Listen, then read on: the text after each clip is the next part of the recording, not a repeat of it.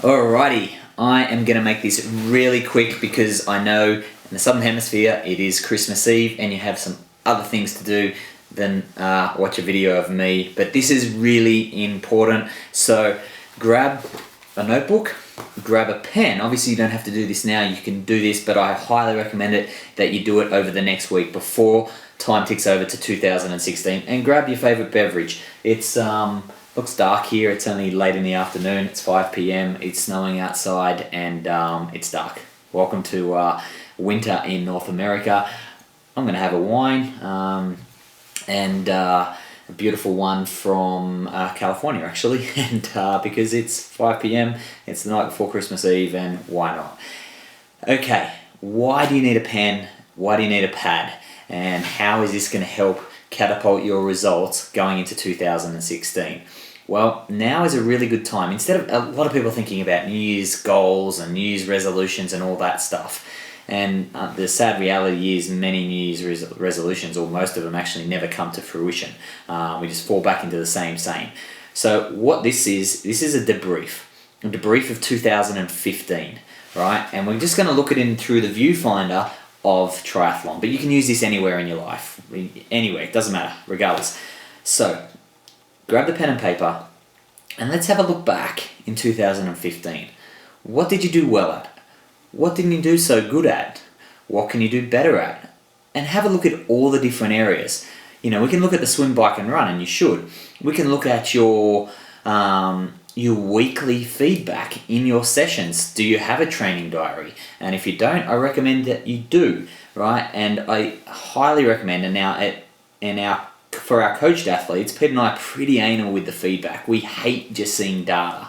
Data only paints a small part of the picture. So we want to see the written feedback. How did you feel? What did you get out of the session? What were the challenges? What was the awesome parts? All this stuff really goes to helping paint a really good picture of what works in training and what doesn't, and also is massively confidence building. So let's say you start out a session, you're really tired and you're not feeling it, but then all of a sudden it's like a light switch is flicked and you feel great. And usually that's just because there's unmetabolized waste products or whatever, and the body just needs that time to warm up, and then you have your best ever session. You're hitting PBs in whatever it is you're doing.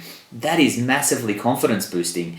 Imagine you gave up. Or imagine you didn't write that down, and then you didn't have the ability to flick back through it and go, oh wow, leading up to the race, that's what builds confidence in that you've done the work. So this debrief is really just a chance to reflect back on 2015 and look at all those areas of what you did well and what you can work on or what needs to be worked on. And really, like if you've listened to the podcast with Luke McKenzie, and you should listen to that podcast because there's 3 massive take-homes in that. And this debrief is one of those take-homes because that's what he did when he was struggling over the last 18 months, 2 years, when he was having some issues in the swim and some other areas. And what it came down to through that debrief was simply he'd been neglecting his swimming, which was a strength for him. And he fixed that up, and look what he just did in Ironman WA, 7:55. That doesn't come out of nowhere. And so many people neglect the swim, and yes, we've been on a rant about that of late, but do the debrief. That came from him doing a debrief, and you don't have to wait for the end of the year to come around to do a debrief. Now's a good time to do a global, a macro debrief and have a look at the whole year. But maybe add in some debriefs every week. How did the training week go? What did I want to achieve this week? What could have I done better? Did I show up when I was showing up, or was my mind elsewhere? And so have a look at it. Don't just go into the swim, bike, run. Look at your nutrition. Look at your recovery methods. Look at how you plan out your weeks and where you feel that you let yourself down with some disciplines, or what you could be better at. And through the power of taking some time to debrief, you can definitely catapult your results in 2016. And look, the honest truth is, hardly any of you are going to do this, and that's going to hurt you. For the ones that do, I congratulate you because you are going to take that next step.